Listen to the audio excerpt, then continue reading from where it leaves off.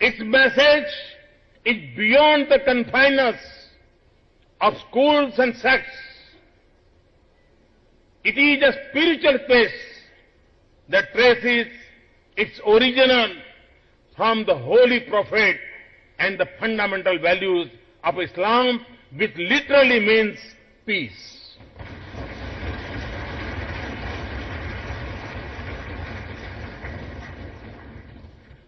And it reminds us that when we think of the 99 names of Allah,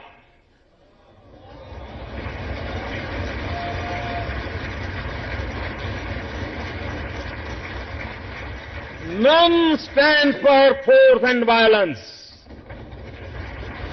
And that the first two names denote compassionate and merciful.